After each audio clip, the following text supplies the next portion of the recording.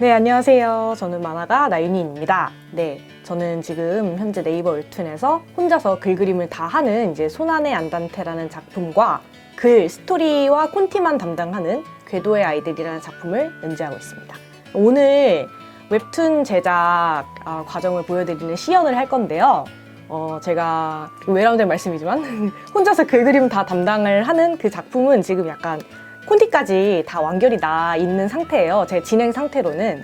그래서 이제 궤도의 아이들이라는 작품을 제가 이제 글이랑 콘티만 담당하는 작품인데, 원래는 작화 한두 컷 정도만 이제 제가 작화만 완성을 해가지고 보여드리는 과정까지 보여드릴 수 있을 것 같습니다. 그럼 먼저 시작하기 전에 제가 주로 사용하는 도구에 대해서 간단하게 먼저 설명을 드릴게요. 저는 일단 이 신티크 27인치를 가장 주력으로 쓰고 있고요. 그리고 이제 펜에 대해서도 조금 팁을 드릴 수가 있을 것 같아요. 그래서 저는 이제 타블렛 펜에다가 이렇게, 원래 펜이 이렇게 생겼으면은 사실 이렇게 잡으면서 좀 관절이 많이 꺾이고 조금 관절에 무리가 간다는 그런 분들도 많이 계세요. 그래서 최대한 이 펜을 이렇게 좀 둥글게 만들어가지고 약간 이렇게 좀 관절을 많이 구부리지 않는 선에서 펜을 줄 수 있게끔 그런 방법을 좀 연구하시는 분들이 조금 많이 계시거든요. 그래서 저는 지금 이게 감아놓은 게 뭐냐, 이거는 지금 이게 이제 아이클레이라고, 이게 애들이 갖고 노는 이제 약간 찰흙 같은 건데, 이거를 이렇게 만지면은 되게 말랑말랑해요. 그래서 제가 이게 이 제품 홍보하려는 게 아닙니다.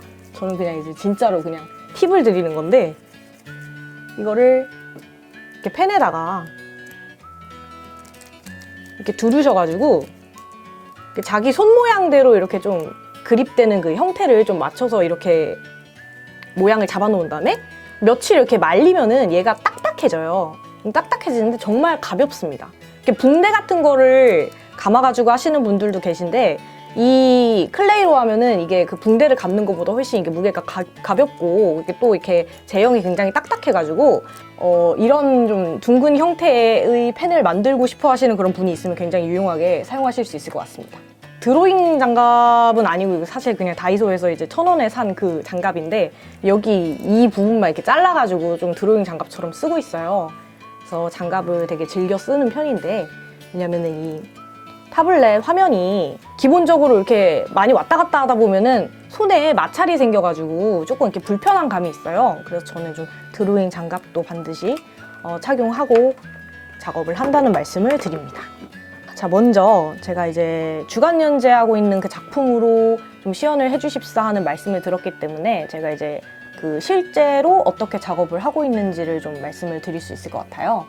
그래서 일단은 이제 기본적으로 이제 트리트먼트가 있으면은 그 트리트먼트를 쪼개서 그 주에는 어떤 내용이 들어가는지를 정할 수가 있잖아요. 그 내용에 따라서 그 화에는 어떤 내용이 들어가는가, 그걸 이제 가이드를 잡아주는 텍스트 콘티를 먼저 짜야 할 것 같습니다. 그럼 이제 텍스트 콘티를 짜는 거를 살짝 보여드릴 건데, 이제 이번 화의 내용에 대해서 제가 먼저 설명을 드려야 될 것 같아요. 작품 안 보신 분들도 이해를 하실 수 있게 설명을 드리자면은, 학원물이고 또 학원물 좀 하이틴 로맨스 같은 그런 장르입니다. 그래서 이제 남자 주인공이 있고 여자 주인공이 있는데, 둘 다 이제 고등학생이에요. 이 남자 주인공이 약간 좀 별 보는 것도 되게 좋아하고 천체 관측이 좀 취미인 그런 친구인데, 이 친구가 그 반에서 현장 학습을 가는 거를 자기가 의견을 내가지고 천문대로 가자고 얘기를 해요. 근데 이제 얘 생각으로는 이제 뭐 그 천문대 가가지고 뭐 플라네타리움도 보고 뭐 이제 뭐 전시룸 같은 것도 보고 그러면서 좀 이제 좀 자기는 나름대로 그 여자 주인공이랑 자기 그 여자친구랑 같이 그 시간을 보내고 싶었던 거예요. 근데 이제 이 여주는 그때 뭐 알바도 있고 약간 가정 형편이 좀 안 좋은 애여가지고 그 현장학습비를 못 내서 그냥 그 소풍에 빠지게 돼요. 그래가지고 이제 남주는 그냥 혼자서 자기가 현장학습에 가는데, 거기서 그냥 뭐 친구들이랑 같이 어울려 놀면서도 막 이래도 흥 저래도 흥 막 이러고 있다가 여자 주인공한테 문자가 오는 거예요. 지금 뭐 하고 있냐고. 근데 이제 그거를 문자를 딱 받자마자 얘가 너무 얘가 갑자기 막 보고 싶은 거예요. 그래가지고 얘가 지금 묻지도 따지지도 않고 그냥 그 자리에서 애들한테 나 지금 급한 일 있어가지고 먼저 가봐야 될 것 같아 하고, 그 자리에서 이제 자기 혼자서 현장학습을 이탈을 해가지고 택시를 타고 그냥 냅다 그냥 서울로 갑니다. 그래서 냅다 그냥 서울로 가가지고 이제 가는 길에 얘가 그 천문대 그 기념품 샵에서 그 약간 우리 어렸을 때 천장에다가 붙여놓는 그 야광 별 스티커 있잖아요. 그거를 이제 몇 팩을 사놓는 거예요. 그거를 사갖고 이제 그 여자 주인공을 만나러 여자 주인공네 이제 집까지 가가지고 그 여주의 할머니한테 허락을 받고 그 방을 좀 이렇게 여주의 방을 야광 별 스티커를 막 이렇게 붙여놓은 거예요. 방에 이제 여주를 이제 불러서 오늘 너랑 같이 보고 싶었던 모습이 바로 이 모습이다. 너랑 같이 플라네타리움을 이제 보고 싶었다. 이렇게 말하면서 끝나는 그런 화입니다. 네, 이 장면을 한번 시연을 해보겠습니다. 방금 말씀드린 이 장면을 구체적으로 텍스트화하는 그런 콘티를 한번 짜볼게요. 남자 주인공이 자기 이제 그냥 냅다 버리고 그냥 이렇게 그 택시 타고 혼자서 서울로 가버렸으니까 남겨진 친구들은 얼마나 어이가 없겠습니까? 네, 또 이렇게 다른 캐릭터들은 좀 어떤 행동을 하고 있는지, 그리고 그때 그 상황에서의 대사는 어떻게 되는지 이런 걸 간단하게 텍스트로 정리를 해봅니다.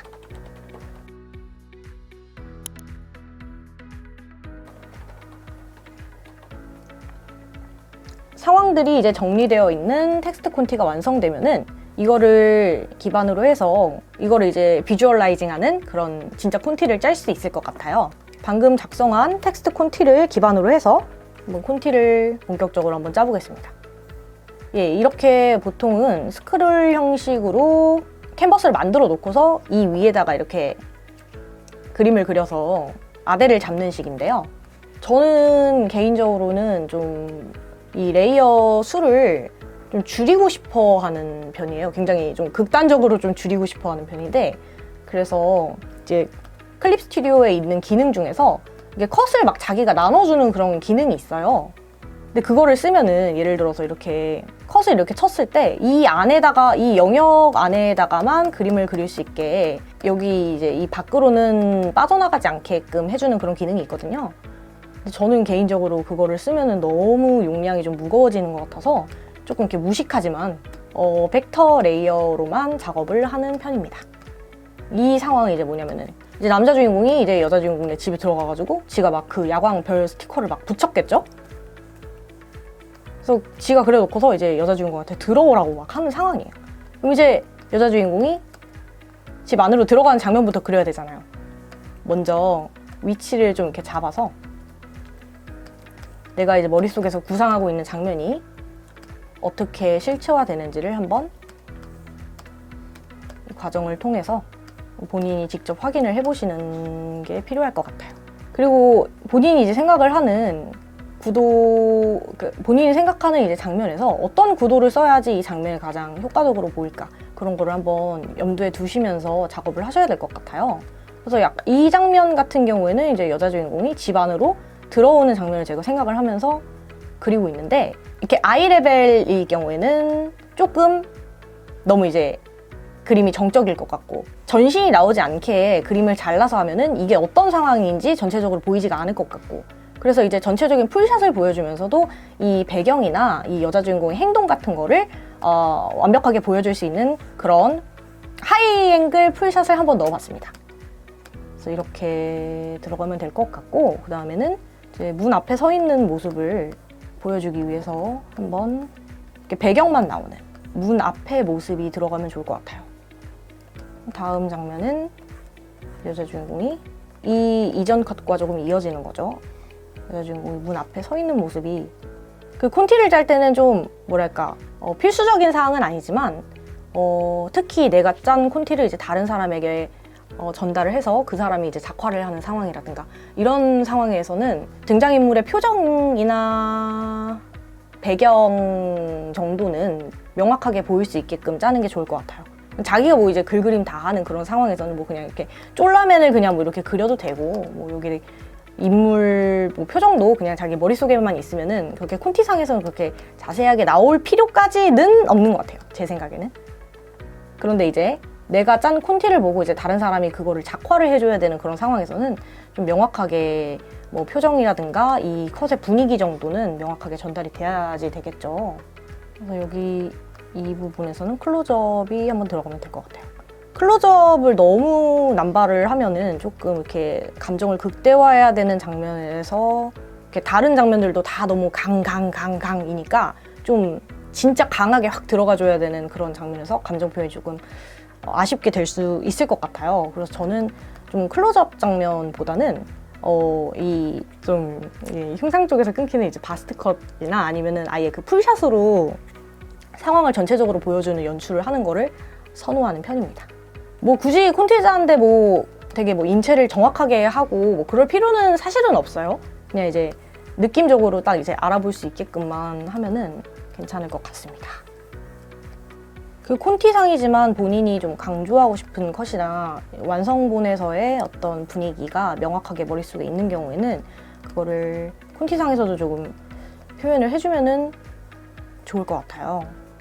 그래서 좀 이렇게 다른 컷들은 좀 개발세발 막 짜더라도 진짜 이 컷은 좀 강조가 들어가면 좋겠다 싶은 컷에서는 저는 좀 톤을 넣는다든가 이 완성본에서의 어떤 느낌을 조금 대략적으로나마 파악할 수 있는 그런 장치를 좀 넣어주는 편입니다.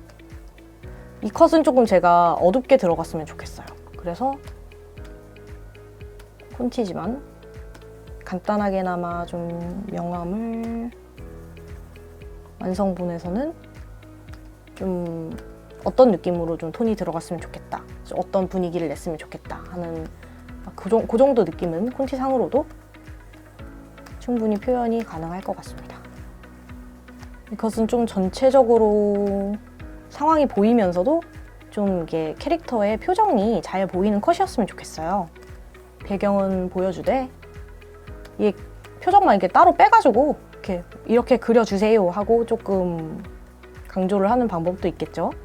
근데 이제 사실 완성본이랑 콘티랑 조금 가장 많이 달라지는 부분이 좀 이렇게 등장인물, 의외로 좀 등장인물들의 이제 표정이라든가 감정선이 중요한 장르에서는 그런 부분을 최대한 당초에 그 의도에서 크게 벗어나지 않는 선에서 변형을 시키는 것이 좋을 것 같다는 그런 저의 생각입니다.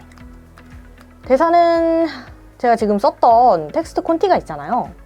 그걸 그냥 이제 복붙해가지고 이제 식자 형식으로 넣어 붙이면은 굉장히 편합니다. 그냥 아예 저는 콘티 단계에서 그냥 아예 식자를 그냥 넣어버리는 편이에요. 그렇게 하면은 일을 뭐 2번, 3번 할 필요도 없고 이 정도 크기면 좋겠네요. 제가 원래는 식자를 포토샵으로 넣어가지고 이게 클립 스튜디오로 넣을 때는 어느 정도로 자간을 맞춰야 되는지가 잘 모르겠네요. 텍스트를 일단 복붙을 하셔가지고 그 스크롤 형식에서 읽기 편하게 재배열을 해서 위치를 잡아주시면 됩니다. 식자를 넣으실 때 좀 이렇게 가로로 길게 쓰면 조금 가독성이 낮아지는 부분이 있어가지고 요새는 좀 이거를 식자가 조금 이렇게 동그랗게 보이게, 뚱뚱하게 보이게 텍스트 자체를 조금 이렇게 재배열을 해가지고 하는 편이거든요. 작품 제작을 하실 때 말풍선의 위치도 조금 고민을 많이 하셔야 돼요. 그 말풍선이 너무 예를 들어서 뭐 이런 식으로 좀 따따따 이렇게 뭐라고 해야 되지? 너무 규칙적으로 되어 있으면 조금 어색한 느낌이 들거든요. 그래서 이렇게 적당히 이 컷의 흐름을 방해하지 않는 선에서 어떻게 해야지 말풍선이 더 가독성 있는 그런 위치에 딱 들어가게 될까? 그런 거를 좀 많이 고민을 하셔야 돼요. 이렇게 말풍선의 위치도 또 연출의 하나이기 때문에 좀 그리고 중요한 대사 같은 경우에는 이거는 진짜 이 화에서 진짜 중요한 대사다 라는 부분은 좀 이렇게 저는 스크롤 전체에서 정중앙에 배치를 하거나 하는 식으로 작업을 많이 하는 것 같아요. 그래서 식자까지 다 넣어봅시다. 이게 클립 스튜디오에서 식자를 넣는 게 진짜 편한 게 이렇게 텍스트를 쓰고 그 위에다가 말풍선을 그리면은 얘네가 딱 그냥 지들이 알아서 이 텍스트는 이 말풍선이야 하고 이게 자기들이 알아서 이렇게 지정이 돼가지고 배열이 됩니다. 그러면은 거기서 이제 뭐 위치 잡고 뭐 모양 약간 다듬고 이런 정도만 해주면 되는 부분이어서 정말 편하게 작업을 하실 수 있습니다. 이게 말풍선 같은 경우에도 좀 그 소재라든가 아니면 뭐 본인이 직접 만들어서 자기 만화에 가장 잘 맞는 그런 형태로 말풍선을 좀 커스텀하시기도 해요. 그런 거를 좀 여러모로 연구를 해서 자기 작품에 가장 분위기에 잘 맞는, 톤 앤 매너에 잘 맞는 그런 말풍선을 채택을 하시면 될 것 같습니다. 말풍선이 말꼬리가 너무 통통한 것 같아요. 그러면은 조금 꼬리 폭을 줄여줍니다. 이거 말풍선 꼬리 방향 이렇게 생각하면서 너무 정신을 좀 이렇게 똑바로 차리면서 하셔야 될 것 같아요. 안 그러면은 이제 뭐 자기가 묻고 자기가 대답하고 막 약간 그런 장면이 되기도 하기 때문에 저는 실제로 그런 실수를 조금 많이 합니다. 네, 이렇게 십자까지 넣으면은 콘티는 완성이 됩니다. 이 위에 제가 작화를 한두 컷 정도만 해볼게요. 요 마지막에 두 장면이 이게 중요한 장면이다 보니까 얘네를 한번 시연을 하는 것을 보여드리겠습니다. 시연을 본격적으로 한번 해보겠습니다. 저는 개인적으로 먼저 배경을 깔아놓고서 그 위에다가 이제 인물을 그리는 거를 선호를 해요. 그 약간 반대 과정으로 작업을 하시는 분들도 계신데, 그래서 요거는 이제 제가 그 스케치업 프로그램이라고 하죠. 스케치업으로 미리 추출을 해둔 배경 이미지예요. 그래서 구도에 맞게 내가 이제 사용하고자 하는 어떤 그런 구도가 있으면 그 구도에 맞게 스케치업을 추출을 해놨습니다. 저는 개인적으로 배경 같은 경우에는 일단 기본적으로 이 펜선, 라인과 텍스처와 그리고 명암 이렇게 세 가지로 레이어를 분리를 해가지고 추출을 해요. 근데 뭐 이거는 이제 꼭 그러실 필요는 없고 그냥 자기 스타일에 맞춰서 자유롭게 하시면 되는 부분인 것 같습니다. 배경을 캔버스에 불러오기를 해서 내가 쓰고자 하는 그런 크기와 구도로 설정을 해서 맞춰서 잘라주시면 됩니다. 이게 아무래도 스케치업을 사용해서 배경을 그리는 거다 보니까 이제 인물이랑 스케일이 좀 안 맞을 때가 있어요. 이게 스케일이 안 맞는다는 거는 뭐 이제 배경 속에 있는 어떤 사물이랑 인물의 그 크기가 그 그림으로 그려놨을 때 서로 막 안 맞는 거예요. 근데 그럴 때는 이제 적절하게 그냥 자기가 리터칭 해가지고 뭐 보정을 해주시던가 아니면은 좀 손을 봐주시면은 해결이 됩니다. 좀 뭐 귀찮기는 하지만. 자, 그러면은 배경 배치가 완료가 됐습니다. 이 위에다가 한번 이 인물을 내가 이제 어떻게 그릴 것인가 러프를 한번 잡아볼게요. 근데 제가 배경을 먼저 깔아놓고 작업을 하는 이유는 이 스케치업 배경으로 먼저 이렇게 그 구도를 잡아놓으면은 그 위에다가 러프를 하거나 이제 인물 아대를 잡는 게 굉장히 편해지거든요. 그래서 저는 이제 개인적으로 배경을 먼저 까는 편인데 이제 반대로 그냥 본인이 이 구도를 다 잡아놓고서 그 위에다가 인물까지 다 그리면은 나중에 스케치업을 그 위에다가 얹는 그런 작업 공정도 있는 걸로 제가 알고 있습니다. 뭐든 그냥 자기가 편하신 대로 하면 돼요. 자기 스타일에 맞춰서. 좀 아대를 잡을 때 이게 3D 더미를 쓰셔가지고 이제 아대를 잡든가 아니면 자기가 이제 직접 그리는 게 편하다 하면은 이제 직접 그리셔도 되고 이제 뭐 그거는 다 자기 작업 스타일에 맞춰서 하시면 될 것 같고요. 저는 근데 좀 아대는 좀 이렇게 대충 잡아놓고서 이렇게 나중에 펜터치를 하면서 그걸 좀 다루는 편이에요. 아, 그리고 제가 지금 무의식적으로 러프를 하면서도 화면을 되게 크게 보고 있었는데 이게 화면이 이렇게 확대를 하면 확대를 할수록 자기 그림 그리는 시간이 좀 더 걸리는 것 같더라고요, 저는. 저도 이제 계속 이제 뭐 무의식적으로 너무 몰두해가지고 그리다 보면 계속해서 제가 화면을 확대를 하면서 그리고 있는데 그러면은 그림 그리는 시간이 진짜 정말 밑도 끝도 없이 계속 늦춰지기 때문에 좀 적당히 이렇게 전체적으로 이렇게 축소해서 보면서 그리는 게 좀 필요한 것 같아요. 이 화면 비율이 여기 이제 퍼센테이지로 뜨거든요. 이게 100%면은 진짜 이렇게 크게 보입니다. 뭐 이 50%도 조금 큰 것 같고 제 생각에는 뭐 한 정도? 어쨌든 요는 이거를 100% 이상으로 보는 독자들은 절대 없을 거예요. 그러니까 쓸데없이 확대해가지고 그리지 않게끔 그렇게 저 스스로에게 스스로 이제 이야기를 하면서 작업을 하려고 노력 중입니다.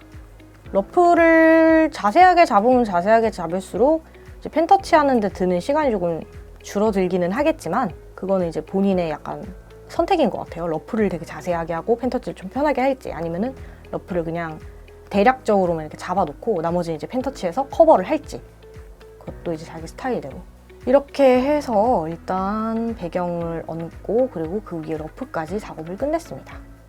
그럼 이제 펜터치를 들어갈까요? 저는 개인적으로 펜터치 작업이 제일 시간이 많이 소요가 되는 것 같아요. 그래서 뭐 일주일이 있으면은 그 중에서 뭐 한 3분의 2 정도는 3분의 2? 4분의 3? 하여튼 뭐 그 정도는 펜터치 작업만 하는데 쓰는 것 같아요. 펜터치는 조금 세밀하게 해야 되기 때문에 제가 아까 이거 뭐 열심히 뭐 이거를 뭐 어떻게 만드는지 그걸 얘기를 했지만 조금 세밀하게 작업해야 되는 거는 날씬한 펜을 쓰는 게 저는 조금 더 편하더라고요. 펜을 바꿔서 한번 작업을 해보겠습니다. 네, 저는 펜 터치를 할 때는 이 벡터 레이어를 쓰는 편인데, 벡터 레이어 같은 경우에는 좀 설명을 드릴게요. 이렇게 그냥 일반 레이어는 뭐 그냥 이렇게 그렸을 때 일일이 이렇게 지우개로 자기가 지우고 싶은 영역을 다 지워줘야 되는 그런 부분이 있어요. 그런데 이제 벡터 레이어 같은 경우에는 이렇게 그었을 때 벡터 레이어 지우개로 지우면 이 교차점이 생기는 부분에서 지가 알아서 이렇게 끊어줍니다. 그래서 저는 벡터 레이어를 굉장히 유용하게 쓰고 있어요. 가끔씩 이제 뭐 펜은 뭘 쓰냐, 이게 펜이라는 건 이제 브러쉬를 말씀을 하시는 거겠죠?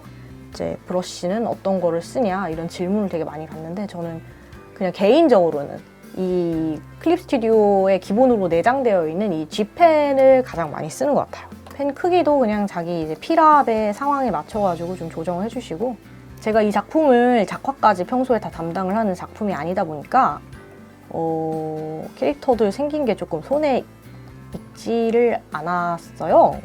그래서 이 캐릭터 시트를 미리 작업이 되어 있는 거를 띄워놓고 보고 그릴게요.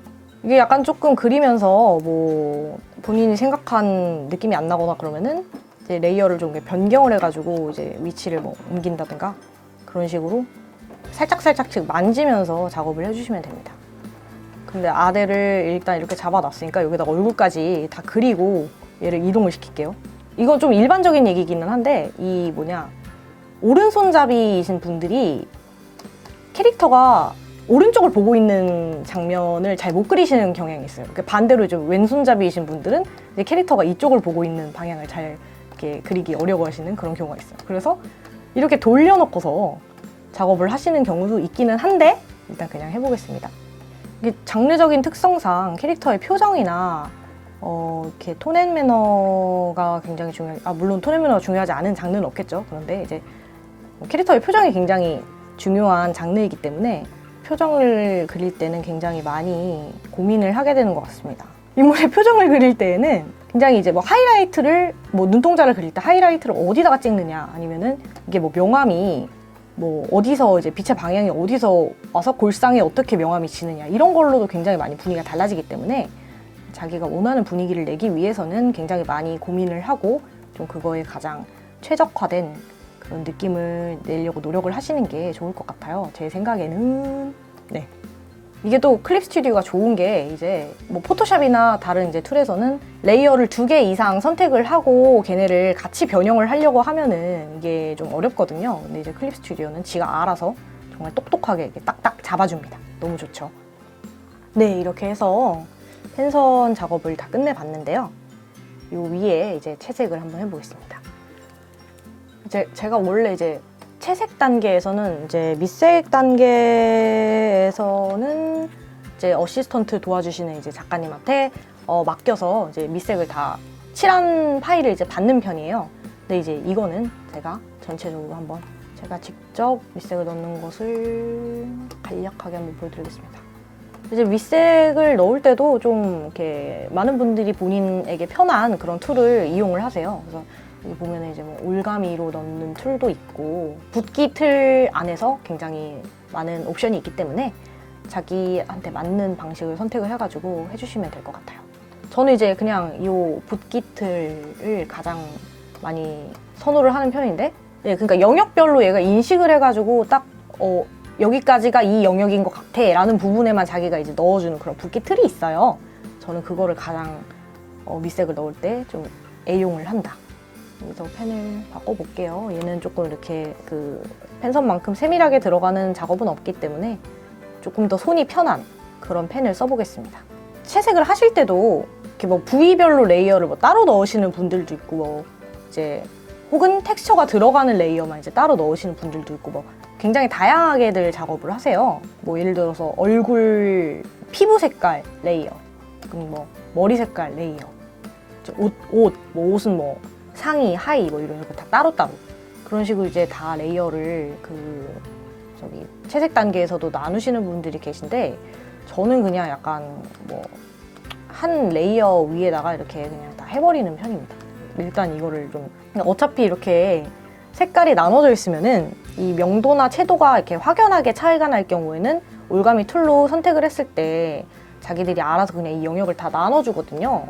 그래서 그냥 뭐 텍스처를 넣거나 아니면은 뭐 다른 별도의 그라데이션 효과를 주거나 그런 경우에 올가미 툴만으로 좀 해결할 수가 있어서 저는 굳이 레이어를 이렇게 용량을 많이 늘리려고 하지는 않아요. 클립 스튜디오가 정말 좋은 거는 이제 또 뭐냐면은 이게 소재가 자기가 원하는 소재를 다운을 받아서 쓸 수가 있어요. 여기 이제 청 제가 패턴을 다운 받아놓은 게 있는데 이거를 좀 이렇게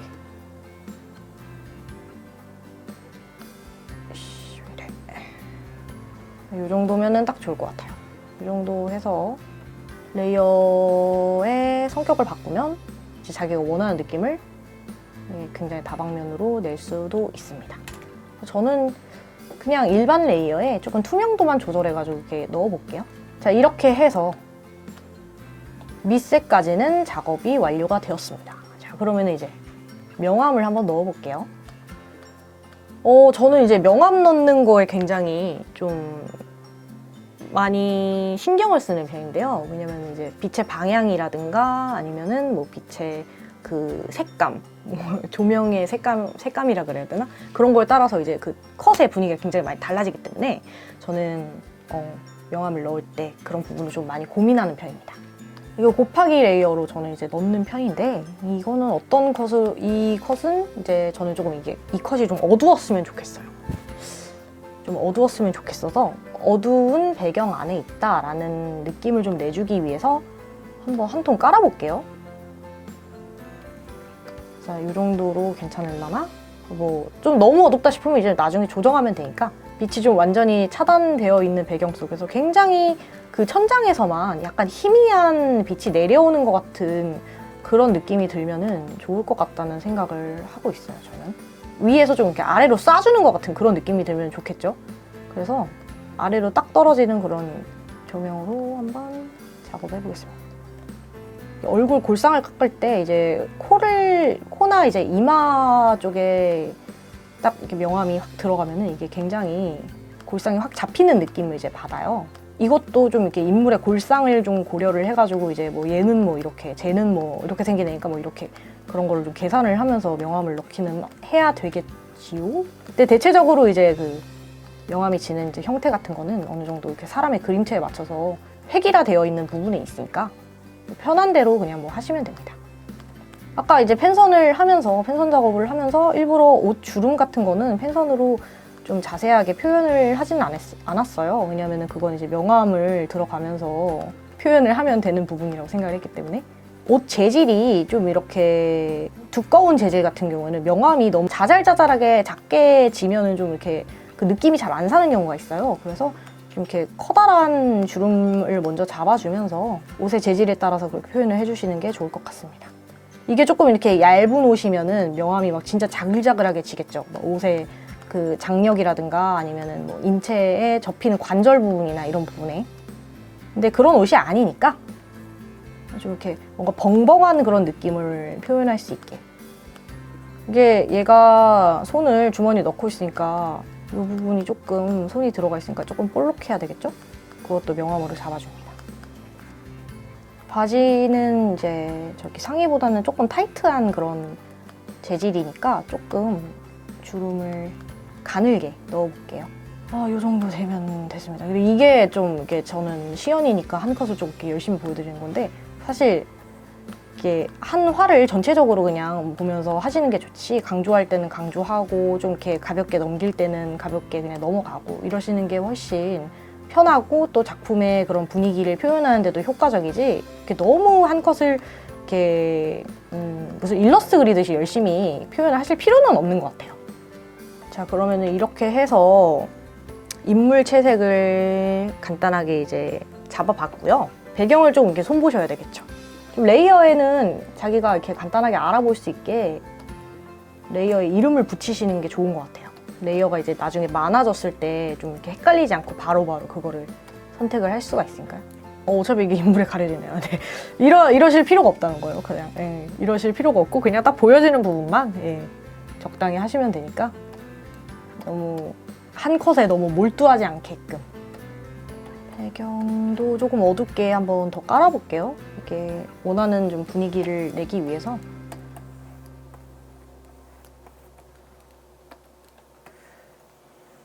이 정도가 괜찮지 않을지. 이렇게 해가지고 이제 인물과 배경과 이런 것들이 어느 정도 얼추 각이 잡혔네요. 그럼 이 안에서 조금 보정을 하면서 자기가 이제 원하는 그런 컷의 느낌을 내주기 위해서 여러모로 조금 만져보겠습니다. 이게 조금 더 어두워져도 될 것 같아요. 네. 뒤에 그 야광 별 스티커가 있어야 되잖아요. 그죠? 그러면은 그거를 한번 텍스처를 만져봅시다. 그게 사실 가장 좋은 거는 이 클립 스튜디오 소재에서 사실 누가 이렇게 만들어 놓은 게 사실 있는 거예요. 근데 아마 없을 것 같아요, 이거는. 자기가 이제 찾고자 하는 그런 어떤 브러쉬나 소재를 뭐 검색을 막 해보는데 없을 것 같으니까 그냥 자기가 만들 수밖에 없습니다, 이럴 때는. 이거를 이용해서 한번 만들어 볼게요. 이거 일단 레스터화를 해봅시다. 레스터화라는 것은 제가 방금 이거를 텍스트로 해서 특수 문자로 이제 별을 여기다가 불러왔는데 이거를 그냥 그대로 쓰면 이제 이게 그냥 식자용 레이어가 되잖아요. 그래서 좀 그림용 레이어로 쓰기 위해서 이렇게 레스터화를 시켜줬습니다. 얘를 좀 이렇게 복붙을 해볼까요? 복붙을 해서 사용할 수 있게끔 이렇게 해줍니다. 제가 지금 의도하고 있는 그 느낌은 얘가 약간 그 사람이 그냥 손으로 붙인 그런 어떤 뭐 스티커 같이 그런 느낌이었으면 좋겠어요. 그래서 살짝 조금 너무 이렇게 그 딱딱 떨어지는 느낌이 아니라 자연스럽게 불규칙한 느낌을 한번 줘보겠습니다. 방향을 설정을 해서 좀 크기도 조금 다양했으면 좋겠네요. 그러면은 크기를 조절을 해서 조악하면서 좀 촌스러운 느낌이 났으면 좋겠어요. 약간 그러면서 이 컷에서 느껴지는 어떤 감동 같은 게 있지 않을까. 그런 거를 머릿속으로 좀 구상하면서 컷을 완성을 해주시면은 좋을 것 같아요. 네, 이렇게 해서 한번 야매로 야광 별 스티커 소재라고 해야 되나 이거? 네, 텍스처를 한번 만들어 봤어요. 이거를 이제 한번 이 배경에다가 갖다 붙여 봅시다. 구도에 맞게, 투시에 맞게 조금 줄이는데 그럼 여기가 너무 비잖아요. 그러면 조금 복사를 해줄게요.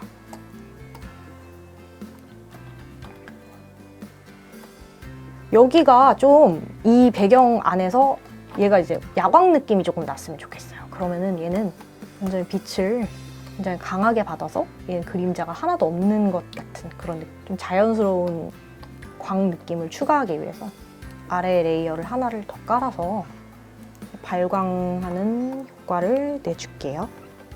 그럼 이렇게 해서 야광 별까지 이제 완성이 됐네요. 그러면 이제 나머지 조금 더 내가 원하는 느낌을 내주기 위해서 조금 더 보정을 한번 해볼게요. 여기 단계는 그냥 진짜 마무리 단계라고 사실 생각하시면 됩니다.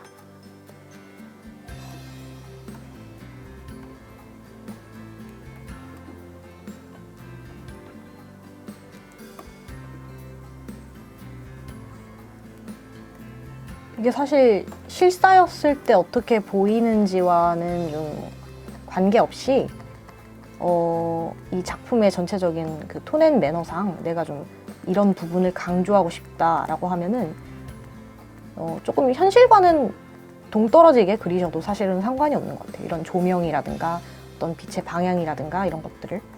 자, 그러면 이렇게 해서 한 컷을 완성을 해봤습니다. 대체적으로 이제 다른 전체적인 이제 컷들이 이런 과정을 거쳐서 이제 완성이 된다고 생각을 해주시면 될 것 같고요. 네, 오늘 시연은 그러면은 이렇게 해서 마무리를 해보겠습니다. 네, 안녕하세요. 저는 만화가 나인이고요. 예, 대표작으로는 이제 2019년부터 연재했던 고래별이 있고 지금은 이제 네이버 웹툰에서 손안의 양단태를 연재하고 있습니다. 제가 2014년부터 데뷔를 했습니다.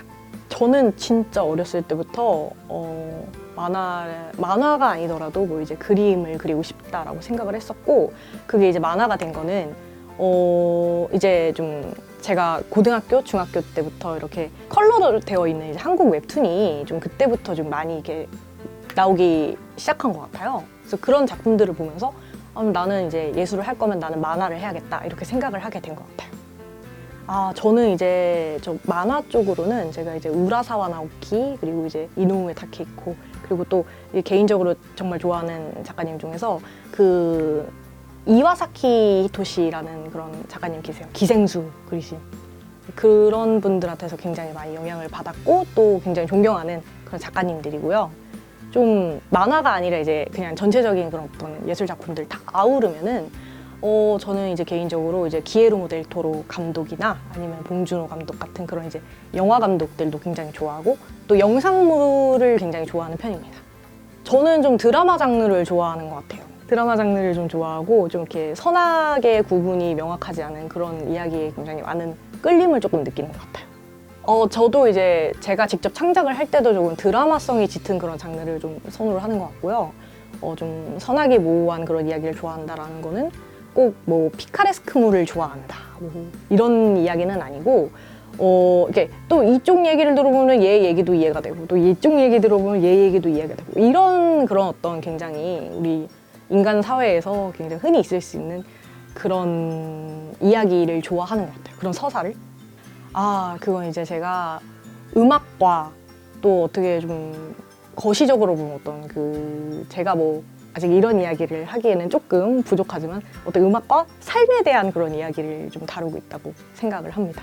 제가 사실은 인어공주를 모티브로 한 그런 로맨스 작품을 그리고 싶었어요. 굉장히 좀 어떤 할리퀸 요소도 있고 그냥 굉장히 로맨스라는 그 장르에 충실한 그런데 이제 생각해보면 그런 작품은 이미 너무 많이 나와 있잖아요. 그래서 어떻게 좀 차별화를 할 수 있을까 이런 거 고민을 하다가 이 왕자가 진짜 이게 사랑하는 그 이웃나라 공주 있죠. 그 이웃나라 공주가 이게 사람이 아니면 어떨까?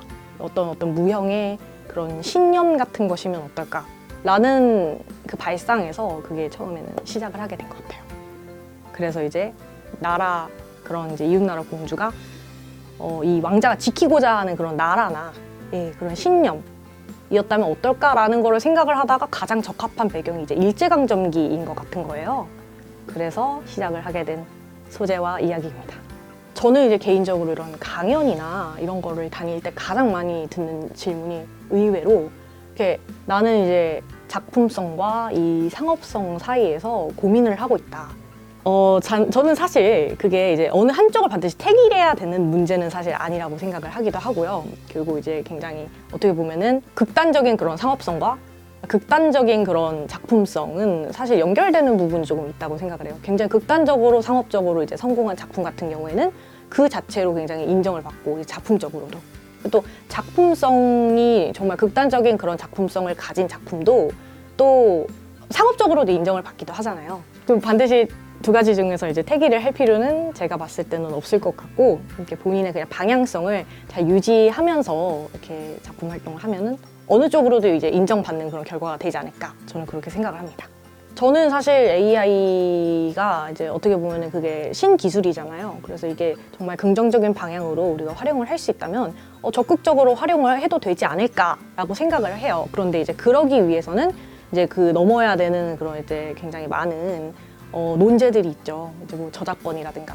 그러니까 예를 들어서 이제 AI를 돌려서 그걸로 이제 완벽하게 작품을 뽑아내려면은 그 AI를 학습시키는 데 드는 그런 이제 데이터 같은 것들이 있잖아요. 근데 그런 것들이 이제 정말 온전히 자기가 저작권을 소유하고 있는 그런 레퍼런스에 한해서 학습이 이루어진다면은 사용하는 거는 사실 별로 문제가 없겠죠. 그런데 이제 그렇지 않은 실정이다 보니까 이거는 이제 AI를 이제 이용을 하더라도 이제 다른 사람의 저작물을 이용을 해서 학습을 시킨다든가 이런 행위가 일어나면은 안 된다고 저는 생각을 합니다. 저는 이제 제가 시대물을 굉장히 좋아하는 편이어가지고요. 사실 뭐 제 첫 작품 데뷔작도 이제 시대물이었고 또 이제 제 대표작이 이제 고래별 같은 경우에도 일제강점기를 소재로 한 시대물이었거든요. 그래서 이번에는 조금 더 이 시계를 완전히 뒤로 돌려서 좀 고대 로마 시대 이야기를 좀 하고 싶다라는 욕심으로 지금 공부를 하고 있습니다. 아직까지 굉장히 단점이라고 생각하진 않는데, 저 개인적으로는 이제 굳이 단점이라고 꼽자면은 이제 노동 강도가 이제 너무 많은 부분이라든가 뭐 혹은 이제 완성도 면에서 이렇게 여러 사람이 이렇게 그 머리를 싸매고 이제 만들어내는 그 창작물에 비해서 조금 더 이렇게 많이 노력을 해야 되는 부분은 있을 수 있다. 이런 거는 좀 단점이라고 꼽을 수 있겠지요. 네. 그러니까 여러 가지 이야기에 도전을 해보고 싶은 그런 욕심이 있어요. 그런데 이제 만약에 저한테 그런 어떤 식솔이 딸리고 제가 이제 이분들의 그런 생계를 책임져야 되는 그런 입장이 되면은 조금 이렇게 제가 하고 싶은 그런 이야기를 막 자유롭게 하는데 제약이 걸리지 않을까. 그 반드시 성적을 내야 된다는 그런 어떤 기준이 생겨버리기 때문에. 그래서 사실 그런 거를 생각하면은 저는 약간 그게 불안감보다는 저의 어떤 작품의 자유도를 보장해주는 그런 요소로 아직까지는 작용을 하고 있는 것 같다는 생각이 듭니다. 네.